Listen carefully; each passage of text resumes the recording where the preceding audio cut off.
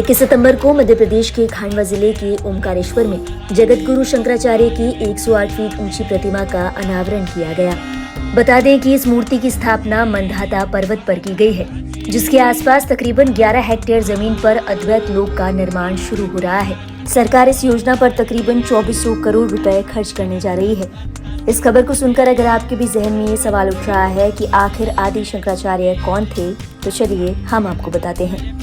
जगत गुरु आदि शंकराचार्य को हिंदू धर्म की पुनर्स्थापना करने वाला बताया जाता है। संभवतः वो पहले शख्स थे जिन्होंने आमजन को वेद पुराणों के बारे में जानकारी दी। शंकराचार्य का जन्म 8वीं सदी में केरल के कालड़ी गांव में हुआ। उन्होंने एक हिंदू परिवार में जन्म लिया। उनकी माता का नाम आर्यम्बा और पिता का नाम शिव गुरु था। दोनों ही शिव भक्त थे और इसलिए उन्होंने अपने बेटे का नाम शंकर रखा, जो कि आगे चलकर विश्व गुरु शंकराचार्य कहलाए। बताया जाता है कि अल्पायु में ही शंकराचार्य ने चारों वेदों का ज्ञान अर्जित कर लिया। माना जाता है कि 12 साल की उम्र में ही वो सभी शास्त्रों में पारंगत हो गए थे। वह 16 साल की उम्र में उन्होंने 100 से भी अधिक ग्रंथों की रचना की, जिसमें अद्वैत वेदांत को प्रमुख माना जाता है। बहुत छोटी उम्र में ही उन्होंने अपनी माँ की आज्ञा लेकर वैराग्य धारण कर लिया। चलिए अब आपको बताते हैं कि उनकी प्रतिमा को ओमकारेश्वर में ही क्यों स्थापित किया गया। ओमकारेश्वर को शंकराचार्य की दीक्षा स्थली माना जाता है। कहा जाता है कि यही वो जगह है जहां वो अपने गुरु गोविंद भगवतपाद से मिले थे और यहीं रहकर तकरीबन 4 सालों तक उन्होंने विद्या ग्रहण की थी।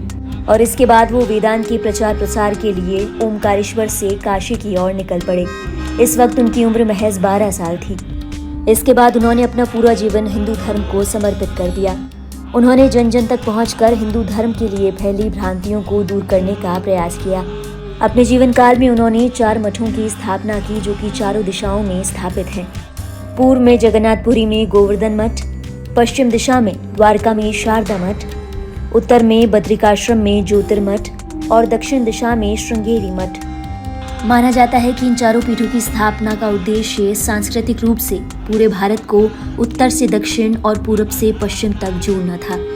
शंकराचार्य महज 32 साल की उम्र तक जिए, लेकिन इतनी कम उम्र में भी उन्होंने सनातन धर्म को भारत के कोने कोने तक पहुंचाया और लोगों को हिंदुत्व का सही मतलब सिखाया।